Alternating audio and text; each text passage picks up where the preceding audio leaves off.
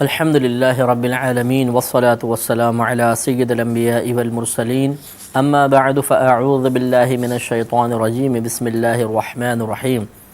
سورہ نور کی 31ویں آیت کی تفسیر چل رہی تھی، اس کا آخری حصہ ہم بیان کر رہے تھے۔ اللہ تبارک و تعالیٰ نے اس میں ارشاد فرمایا وَتُوبُوا إِلَى اللَّهِ جَمِيعًا أَيُّهَا الْمُؤْمِنُونَ لَعَلَّكُمْ تُفْلِحُونَ کہ اللہ تبارک و تعالیٰ کی طرف اے تمام مومنوں تم توبہ کرو، رجوع کرو تاکہ تم فلاح پا جاؤ۔ تو توبہ کا مفہوم آپ کو بتایا تھا، توبہ کی شرائط آپ کی خدمت میں عرض کی تھیں، اور حقوق اللہ میں کوتاہی پر توبہ کیسے کی جائے گی، اس کی مختلف اقسام، اور حقوق العباد میں توبہ کیسے کی جائے گی اس کی مختلف اقسام کے بارے میں بیان عرض کیا تھا، جس کا خلاصہ یہ تھا کہ حقوق اللہ میں کوتاہی 3 طرح کی ہو سکتی ہے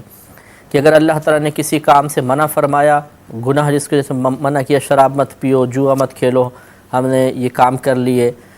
تو اس کی توبہ۔ دوسرا، ہم نے جو اللہ تعالیٰ نے کوئی عبادت ہم پہ فرض یا واجب قرار دی تھی اور اس کا تعلق بدن سے تھا، بدنی عبادت میں کوتاہی ہوئی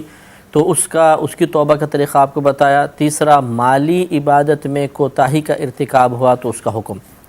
بندوں کے اندر بھی اسی طرح ہوتا ہے کہ ہم نے کسی کا مال دبا لیا، مالی طور پہ کوتاہی کی، یا روحانی تکلیف پہنچائی، یا جسمانی تکلیف پہنچائی، ان تمام کے طریقے آپ کی خدمت میں عرض کیے تھے۔ یہ یاد رکھیے کہ یہ جو کہا جاتا ہے کہ میدان عرفات میں اگر انسان پہنچ جائے تو تمام حقوق اللہ معاف ہو جاتے ہیں، اور پھر انسان اگر مزدلفہ میں پہنچ جائے تو حقوق العباد بھی معاف ہو جاتے ہیں۔ نبی کریم صلی اللہ علیہ وسلم کی روایت ہے، آپ نے اللہ تعالیٰ کی بارگاہ میں میدان عرفات میں دعا کی کہ اللہ تعالیٰ میری امت کے تمام گناہوں کی بخشش کر دے، تو اللہ تعالیٰ نے کی طرف سے یہ جواب آیا کہ آپ کی امت نے اللہ تعالیٰ کے حقوق میں جتنی کوتاہی کی ہے وہ سب کے سب اللہ نے معاف فرما دیے، یعنی حقوق العباد کی معافی کا اعلان نہ فرمایا۔ نبی کریم مسلسل دعا فرماتے رہے، حتیٰ کہ آپ مزدلفہ پہنچے، وہاں بھی آپ نے دعا فرمائی تو پھر آپ مسکرائے۔ تو صحابہ کرام نے پوچھا یا رسول اللہ صلی اللہ علیہ وسلم آپ کیوں مسکرائے ہیں؟ تو آپ نے ارشاد فرمایا کہ میں نے اللہ تعالیٰ کی بارگاہ میں عرض کی تھی کہ یا رب کریم تو میرے بندوں میں سے، یعنی میری امت میں سے جو ظالم ہیں، جنہوں نے بندوں پر ظلم کیا ہے، حقوق العباد میں کوتاہی کے مرتکب ہوئے ہیں، ان کو بھی یہاں بخش دے۔ تو اللہ نے میری اس دعا کو قبول کر لیا، اور اس میدان میں جو آ جائے گا اس کے حقوق العباد بھی معاف ہو جائیں گے۔ تو جب شیطان کو یہ پتہ چلا تو اپنے سر پہ مٹی ڈالنے لگا، تو اس کی یہ حالت دیکھ کر مجھے ہنسی آ گئی۔ تو اس سے یہ معلوم ہوا کہ میدان عرفات میں تمام حقوق اللہ معاف ہو جاتے ہیں، اور مزدلفہ میں جب اس کے بعد دوسرے میدان میں ہم جاتے ہیں تو وہاں پر تمام حقوق العباد معاف ہو جاتے ہیں۔ لیکن اس کا مطلب ہرگز یہ نہیں ہے کہ اگر حقوق اللہ معاف ہو گئے تو عبادات کی ادائیگی بھی معاف ہو گئی، وہاں گناہ معاف ہوتے ہیں۔ مثلا اگر آپ میدان عرفات میں پہنچ گئے تو جتنے ممنوع کام کیے تھے ان کے گناہ ختم ہو جائے گا، نماز قضا کی تھیں، مالی عبادت میں کوتاہی کے مرتکب ہوئے تھے، ان کا گناہ ختم ہو جائے گا۔ لیکن اس کا مطلب یہ نہیں ہے کہ اب قضا نمازیں ادا نہیں کرنی پڑیں گی، روزے نہیں رکھنے پڑیں گے، یا جو مال ہم نے اللہ کی راہ میں خرچ نہیں کیا تھا، زکوٰۃ یا فطرہ دبا لیا تو اس کو ادا نہیں کرنا پڑے گا، ادا تو کرنا ہی پڑے گا۔ اسی طرح مزدلفہ کے اندر جو حقوق العباد کی معافی کا اعلان کیا ہے وہ گناہ معاف ہوں گے، نہ یہ کہ جو مالی طور پر جو مطالبات ہیں وہ ختم ہو جائیں گے۔ مثلا اگر ہم نے کسی کا قرضہ دبا لیا تھا، امانت دبا لی، ویسے ہی پیسہ غصب کر لیا، مزدلفہ میں پہنچ گئے، تو اس کا مطلب یہ نہیں ہے کہ اب وہ پیسے کی ادائیگی بھی معاف ہو گئی، اس پیسے کو دبانے کا جو گناہ تھا گناہ معاف ہو گیا، پیسہ تو ادا کرنا ہی پڑے گا، یہ اچھی طرح ذہن میں رکھ لیجئے۔ اور توبہ کے طریقے ان تمام گناہوں کے ہم نے آپ کی خدمت میں پچھلے پروگرام میں عرض کیے تھے۔ آگے اللہ تعالیٰ ارشاد فرماتا ہے وَأَنْكِحُوا الْأَيَامَ مِنْكُمْ، اور تم اپنوں میں سے ان کا نکاح کر دو جو بے نکاح ہوں، یعنی جو نکاح جن کا بھی نہیں ہے تو ان کے نکاح کر دو، کیونکہ نکاح جو ہے یہ نگاہوں کی حفاظت کرنے والا ہے، شرمگاہ کی حفاظت کرنے والا ہے۔ تو جب آدمی شادی کر لیتا ہے اور قضاء شہوت ہو جاتی ہے، یعنی اس کی خواہش پوری ہو جاتی ہے، تو پھر وہ شرمگاہ کے گناہوں کی طرف مائل نہیں ہو پاتا، اور الحمدللہ نگاہوں کی حفاظت بھی ہو جاتی ہے۔ وَالصَّالِحِينَ مِنْ عِبَادِكُمْ وَإِمَائِكُمْ، اور اپنے لائق یعنی اپنے جو غلاموں میں سے لائق ہوں اور جو تمہاری کنیزیں ہیں ان کے بھی نکاح کر دو۔ تو یہ بہت بہتر ہے کہ وہ کسی کے جب ان کی شادیاں ہو جائیں گی تو یقینی سی بات ہے کہ ان کی بھی نگاہوں کی حفاظت کا سامان ہوگا، ان کے باطن کی حفاظت کا سامان ہوگا، تو نکاح کرنے کا اللہ نے حکم ارشاد فرمایا۔ آگے اس کا فائدہ بیان کرتے ہوئے ارشاد فرمایا کہ ان یکونوا فقراء، اگر وہ فقیر ہوں گے، یغنیہم اللہ من فضلہ، تو اللہ تعالیٰ انہیں اپنے فضل سے غنی کر دے گا۔ تو معلوم یہ ہوا کہ نکاح جو ہے یہ انسان کی تنگ دستی کو دور کرنے کا سبب بن جاتا ہے۔ نبی کریم صلی اللہ علیہ وسلم نے بھی کئی صحابہ کو نکاح کرنے کی ترغیب دی، رزق کی تنگی کی وجہ سے، یعنی جب رزق کی تنگی کا معاملہ سامنے آیا تو نکاح کا مشورہ دیا۔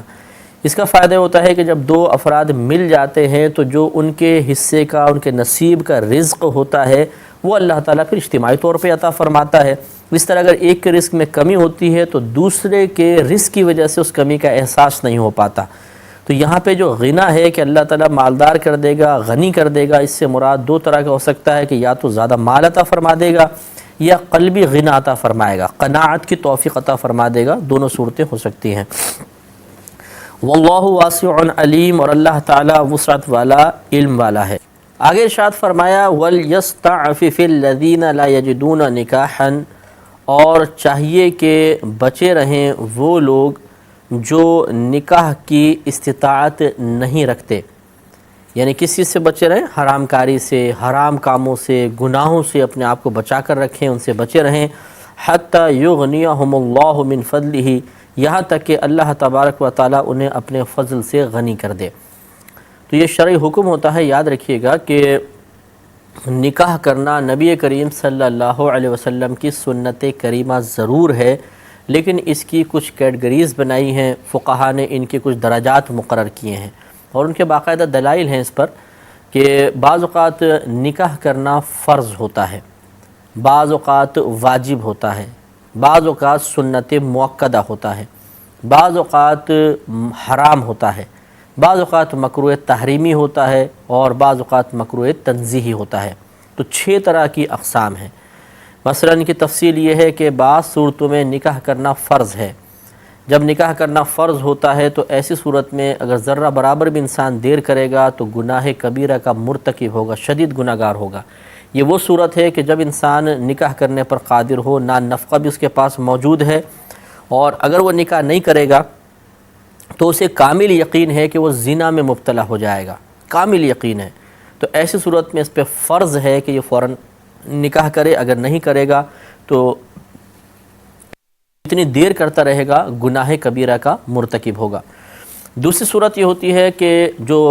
واجب کی صورت ہے کہ اس پر واجب ہے، اگر ترک کر دے گا یعنی دیر کرے گا تو مکروہ تحریمی ہے، گناہ صغیرہ ہے۔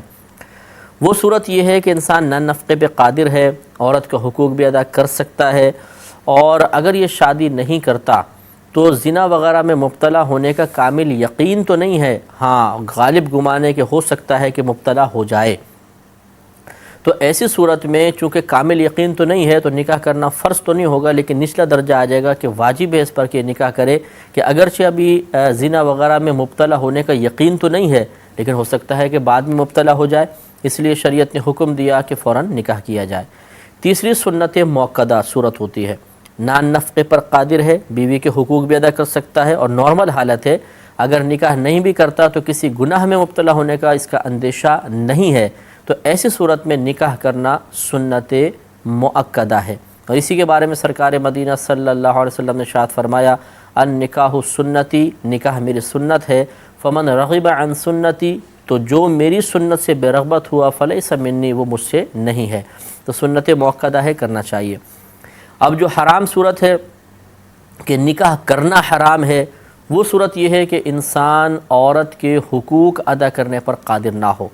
حقوق زوجیت ادا نہ کر سکتا ہو، مثلا اس میں مردانہ صلاحیت ہی نہیں ہے، تو ایسی صورت میں اس کے لیے نکاح کرنا یہ حرام ہوگا، اس لیے کہ ایسی صورت میں ایک عورت کو شدید عذاب میں مبتلا کرنا ہے، کیونکہ یہ حق ادا نہیں کر سکتا، عورت کس طریقے سے گزارا کرے گی، اس لیے اس کے لیے نکاح کرنا حرام ہے۔ دوسری مکروہ تحریمی صورت ہوتی ہے، یعنی یہ حرام تو نہیں ہے، اس سے کم درجہ ہے لیکن حرام کے نزدیک ہے کہ یہ عورت کا حق تو ادا کر سکتا ہے لیکن اس کے پاس کوئی نان نفقہ وغیرہ نہیں ہے، بالکل کوئی حق ادا نہیں کر سکتا، نان نفقہ نہیں دے سکتا، خرچہ وغیرہ مہر وغیرہ نہیں دے سکتا، تو اس کے لیے منع ہوتا ہے کہ ایسی صورت میں بھی نکاح نہ کرے۔ اور ایک تیسری صورت ہوتی ہے کہ مکروہ تنزیہی صورت ہوتی ہے، یعنی سنت مؤکدہ کا ترک جو ہے کہ یہ نکاح پر یعنی اس کے پاس مہر وغیرہ دے سکتا ہے لیکن نان نفقہ اس کے پاس موجود نہیں ہے، خرچہ وغیرہ جیسے روزانہ کا ہوتا ہے یا ماہانہ خرچہ ہوتا ہے، لباس وغیرہ رہائش وغیرہ فراہم کرنا، یہ اس کے پاس موجود نہیں، تو اس کے لیے مکروہ ہے نکاح کرنا، کیونکہ جب تک یہ چیزیں فراہم نہیں کرے گا عورت گزارا کیسے کرے گی؟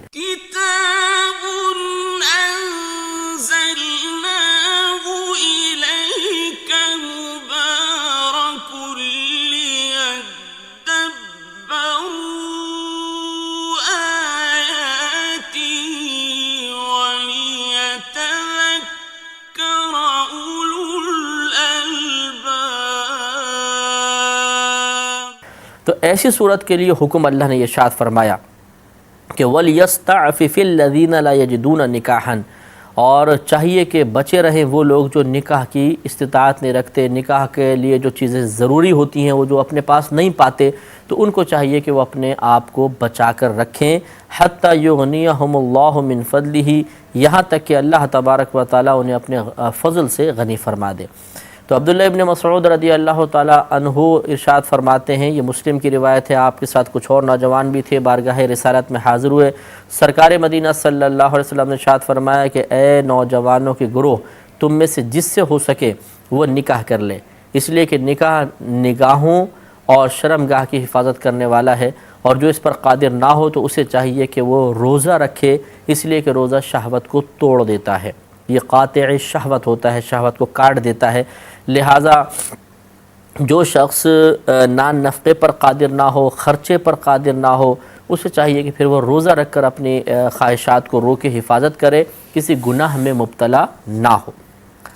اب یہ بڑا عجیب صورتحال ہے، دیکھیں اللہ نے ارشاد فرمایا کہ تم نکاح، جو تم میں سے بے نکاح ہیں ان کا نکاح کر دو، اور ہمارے ہاں صورتحال یہ ہوتی ہے کہ اب گھروں کے اندر ایک رواج ہے کہ جب تک بہنوں کا نکاح نہیں ہوگا بھائیوں کا نکاح نہیں کرتے ہیں، بولتے نہیں پہلے بہن کا ہوگا پھر بھائی کا۔ اب لڑکے کی عمر جاتی جا رہی ہے، اس کے دل میں خواہش ہے نکاح کرنے کی لیکن بہن کی وجہ سے بانڈ ہے، اور پھر ہوتا یہ ہے کہ پھر اس قسم کے نوجوان غلط کاموں میں پڑ جاتے ہیں، حرام طریقے سے اپنی باطنی خواہش کو دبانے کی کوشش کرتے ہیں، اس طرح کئی بیماریوں میں مبتلا ہو جاتے ہیں اور حرام میں مبتلا ہو جاتے ہیں۔ اسی طریقے سے بعض خاندانوں میں ایسی کوئی بہنوں کی مجبوری نہیں ہوتی لیکن رواج ہے کہ ہم 30 سال کے بعد ہی شادی کریں گے، 28 سال کی عمر میں شادی کریں گے، 29 سال کی عمر میں شادی کریں گے، تو یہ بھی غلط طریقہ ہے۔ جب نوجوان اس قابل ہو جائے کہ وہ جوان ہو چکا ہے، نان نفقے پر قدرت رکھتا ہے، تو پھر اس کی شادی کرنے میں دیر نہیں کرنی چاہیے۔ اس طرح بچوں کی شادی کرنے میں بھی دیر نہیں کرنی چاہیے۔ بعض اوقات ہم چاہتے ہیں کہ ہمیں رشتہ جو ہے وہ 100% ہماری مرضی کے مطابق حاصل ہو، تو پہلے تو نخرے کرتے رہتے ہیں، رشتہ شادی بہت سے اچھے رشتے ٹھکرا دیتے ہیں، پھر بعد میں جب لڑکیوں کی عمر کچھ زیادہ ہو جاتی ہے تو پھر تشویش کا شکار ہو جاتے ہیں۔ ایسے سے ہمیں گھر بھی ملے ہیں کہ جہاں بچیوں کی شادی کی پرواہ نہیں کرتے ہیں، اور بچیاں خود یہ مطلب بعض اوقات اپنی زبان سے اظہار کرتی ہیں کہ ہم اپنے والدین کو کیسے سمجھائیں کہ ہماری شادی کر دی جائے۔ تو یہ غلط رویے ہیں۔ جیسے ہی بچی یا بچہ، لڑکا یا لڑکی اس قابل ہو جائیں کہ ان کا آپ نکاح کر سکتے ہوں تو دیر نہیں کرنی چاہیے، یہی شریعت کو مطلوب ہے۔ آگے ارشاد فرمایا کہ والذین یبتغون الکتاب مما ملکت ایمانکم فکاتبوہم ان علمتم فیہم خیرا۔ تو یہاں سے یہ کتابت کا حکم اللہ نے بیان فرمایا۔ کتابت کا مطلب یہ ہوتا ہے عقد کتابت کا معاملہ۔ پہلے دور میں ایسا ہوتا تھا کہ جو مسلمانوں کے غلام ہوتے تھے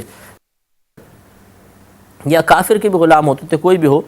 تو وہ ان سے ایک عقد کرتے تھے، ایک مالی معاملہ کرتے تھے کہ اگر ہم تمہیں اتنا پیسہ دے دیں تو تم ہمیں آزاد کر دو گے۔ تو بعض وقت مالک کہتا تھا ٹھیک ہے، چلو ٹھیک ہے، میں تمہیں اپنی خدمت سے آزاد کرتا ہوں، تم جا کے کماؤ، بازار میں کوئی بھی کاروبار کرو، اور اتنا اگر مجھے اماؤنٹ تم دے دو گے، اتنا پیسہ دے دو گے تو تم آزاد ہو۔ یہ جو ایک مالی معاہدہ ہوتا ہے اس کا نام ہوتا ہے عقد کتابت۔ تو یہ اللہ نے ارشاد فرمایا کہ والذین، اور وہ جو یبتغون الکتاب، چاہتے ہیں کتابت کرنا، یعنی تم سے عقد کتابت کرنا، مما ملکت ایمانکم، ان لوگوں میں سے کہ جو تمہارے غلام وغیرہ ہیں، فکاتبوہم، تو تم ان کے ساتھ عقد کتابت کر لو، ان علمتم فیہم خیرا، اگر تم ان میں کوئی بھلائی محسوس کرو۔ بھلائی محسوس کرنے کا مطلب یہ ہے اگر تم یہ سمجھتے ہو کہ واقعی وہ حلال طریقے سے پیسہ کما کے تم تک پہنچا دیں گے تو پھر ان کے ساتھ تم عقد کتابت کرو۔ اور شریعت چونکہ چاہتی ہے، اللہ بھی یہ چاہتا ہے، رسول کریم صلی اللہ علیہ وسلم کی خواہش مبارکہ بھی یہی تھی کہ غلامی کا دور ختم ہو جائے، ہر شخص آزادی کے ساتھ زندگی گزارے۔ لہٰذا اللہ تعالیٰ نے بھی کاتب بنانے کا حکم دیا کہ ان کو آپ چھوڑ دیجئے، یہ جا کے کمائیں اپنے ہاتھ سے اور آپ کو دے کر آزادی کی زندگی بسر کریں۔ لہٰذا ارشاد فرمایا کہ ان کو مکاتب بنا دو، ایسے غلام کو مکاتب کہتے ہیں، ان کو مکاتب بنا دو۔ لیکن اگر تم ان میں بہتری محسوس کرو، یعنی جب آپ کو یقین ہو کہ یہ حلال طریقے سے پیسہ کمائیں گے، حرام نہیں، چوری نہیں کریں گے، ڈاکہ نہیں کریں گے۔ اور اسی طرح ایک غلام تھا جو بھیک مانگا کرتا تھا، اس کی عادت تھی اور کوئی کسب نہیں آتا تھا، بھیک مانگنے کی اس کو عادت تھی، تو اس کو پھر منع کیا تھا کہ ہم تمہارے ساتھ عقد کتابت نہیں کرتے ہیں۔ تو اس قسم کا کوئی شخص ہو تو اس کو عقد کتابت کرنا کو منع کیا گیا کہ اس کے ساتھ نہ کیا جائے، ورنہ اگر کوئی بھلائی محسوس ہو کہ یہ حلال طریقے سے کمائے گا، محنت سے کمائے گا، تو پھر فرمایا کہ اس کے ساتھ عقد کتابت کر لینا چاہیے۔ اور پھر تمام مسلمانوں سے خطاب کرتے ہوئے اللہ نے ارشاد فرمایا وَآتُوهُم مِّن مَّالِ اللَّهِ الَّذِي آتَاكُمْ، اور اے مسلمانوں تم ان غلاموں کو اپنے اس مال میں سے کچھ دو جو اللہ تبارک و تعالی نے تم کو عطا فرمایا ہے۔ یعنی یہ مکاتب غلام جو ہیں ان کی آزادی میں ان کی مدد کرو، جتنا پیسہ انہوں نے طے کیا ہے اس میں اپنی زکوٰۃ میں سے ان کو مال دو، کیونکہ یہ بھی شرعاً جائز ہوتا ہے کہ کسی غلام جو عقد کتابت کر چکا ہو یا عقد کتابت نہ بھی کیا ہو لیکن مالک یہ کہتا ہو کہ کوئی مجھے اتنے پیسے دے گا تو میں اس کو آزاد کر دوں گا، تو ایسے غلاموں کو بھی زکوٰۃ دینا شرعاً جائز ہے، ان کی آزادی میں مال زکوٰۃ سے مدد فراہم کرنا بھی شرعاً جائز ہوتا ہے، وہ اللہ نے ارشاد فرمایا۔ اب یہ عبداللہ بن ابی جو منافق تھا، منافقین کا سردار تھا، اس کے ایک برے فعل کے بارے میں یہ آیت نازل ہوئی جس کا آگے تذکرہ ہے، انشاءاللہ زندگی رہی تو اگلے پروگرام میں عرض کریں گے۔ وآخر دعوانا ان الحمد للہ رب العالمین۔